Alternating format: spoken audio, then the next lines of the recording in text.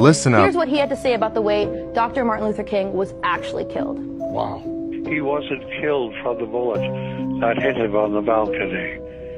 He was taken to the St. Joseph's Hospital, and he was killed in the emergency room of St. Joseph's Hospital by the chief of neurosurgery, Dr. Breed Bland, who came in when they were all working on him in the emergency room, and he said, "Get out of here, let that die." And as they moved out of the room, the last one out was a surgical nurse, Lula Mae Shelby, and when she heard them gathering up spit in their lungs to spit on Martin's body lying on a bed there, then she saw Dr. Bland take the catheters out of Martin's body and take the pillow from under his head and put it over his face and suffocate him.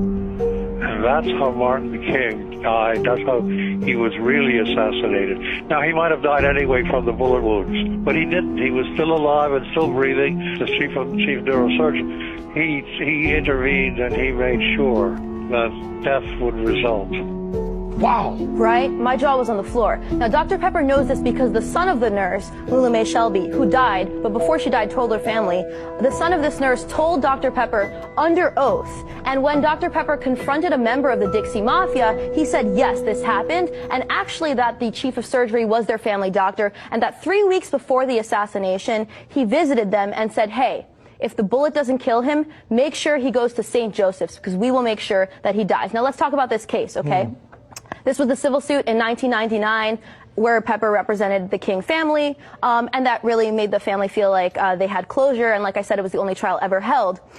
The Memphis jury in this case decided that local, state, and federal governments were liable for King's death, and that this was a real conspiracy, a conspiracy between the U.S. military, the Memphis PD, and Dixie Mafia, these crime figures in Memphis, Tennessee. This is just for the audience. Right. This is a civil case that was brought, much like the O.J. case. Right, where a jury they couldn't find him guilty here, but finally when a civil jury heard it, they came out with a It was the only trial, yes, and there was 30 days of trial, and over 70 witnesses were heard. And Dr. Pepper told me earlier today that it took the jury less than an hour to decide after these 30 days that this was a true conspiracy. Correct. Where others may have been involved. Correct. Other than the person who was accused. And that James Earl Ray was the fall man, and that he was unwittingly, unknowingly part of this conspiracy. And the real shooter, I gotta say this even though we can't get to the whole story, was Frank Strouser. He was a Memphis police officer, the best shot in the Memphis PD, and he was the one who actually fired the fatal shot.